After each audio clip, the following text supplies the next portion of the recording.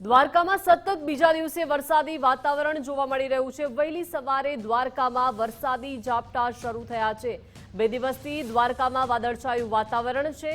કમોસમી વરસાદથી દ્વારકાના રસ્તા ભીના થઈ ગયા છે। ઇસ્કોન ગેટ, ભદ્રકાળી ચોકમાં વરસાદી માહોલ છે। આ તમામ વિસ્તારોમાં વહેલી સવારથી જ વરસાદી ઝાપટા વરસી રહ્યા છે। આજે બીજો દિવસ છે કે જ્યાં દ્વારકામાં વાદળછાયું વાતાવરણ સાથે ધીમી ધારે વરસાદની શરૂઆત થઈ ગઈ છે।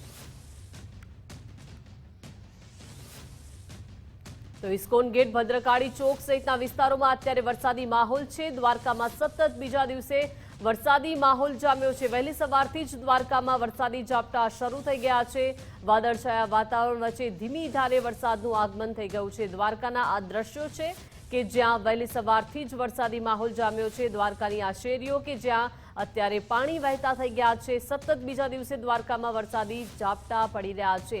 વહેલી સવારથી જ દ્વારકાના રસ્તાઓ ભીના થઈ ગયા છે। સતત 2 દિવસથી દ્વારકામાં વરસાદ વરસી રહ્યો છે। હવામાન વિભાગે 4 એપ્રિલ સુધી વરસાદની આગાહી કરી છે। તે મુજબ અત્યારે દ્વારકામાં સતત 2 દિવસથી વરસાદી માહોલ છે। વહેલી સવારથી જ ધીમી ધારે વરસાદનું આગમન થઈ ગયું છે અને તમામ વિસ્તારોમાં વરસાદી ઝાપટા પડ્યા છે। તમામ રસ્તાઓમાં પાણી વહેતા થઈ ગયા છે અને લોકો પાણીમાંથી ચાલવા માટે મજબૂર બન્યા છે। તારા મહત્વનું છે કે આ સતત 2 દિવસથી વરસાદી માહોલ દ્વારકામાં જોવા મળી રહ્યો છે।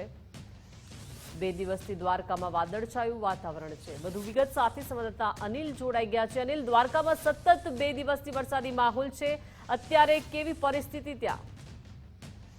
ચોક્કસથી ગઈકાલથી જ જે માવઠાની અસર દ્વારકામાં જોવા મળી હતી તેમજ દ્વારકા તાલુકામાં આસપાસના વિસ્તારોમાં જે માવઠાની અસર જોવા મળી હતી, વરસાદી ઝાપટા પડ્યા હતા કમોસમી વરસાદના, અને આજે પણ વહેલી સવારથી જ ઘનઘોર ઘટાદાર જે આકાશમાં વાદળો કાળા ડિબાંગ છવાયા હતા અને અચાનક એકાએક વાતાવરણ પલટો આવતાની સાથે જ જે વરસાદ પડ્યો અને આ વરસાદને લઈને સમગ્ર દ્વારકામાં જેમ નદી નાળામાં પાણી જે રોડ રસ્તા ઉપર જતા હોય તેવી રીતના વરસાદી પાણી હાલમાં જતા હતા અને હાલમાં દ્વારકામાં જે વરસાદ છે તે ધીમી ગતિમાં પણ ચાલુ છે અને ક્યાંક ને ક્યાંક કહી શકાય કે લોકોને અવર જવર હોય, ક્યાંક શાક માર્કેટ હોય, આવા જે ચીજ વસ્તુઓ લેવી હોય ત્યાં ભારે હાલમાં મુશ્કેલીઓ જોવા મળી રહી છે। જી દીપિકા।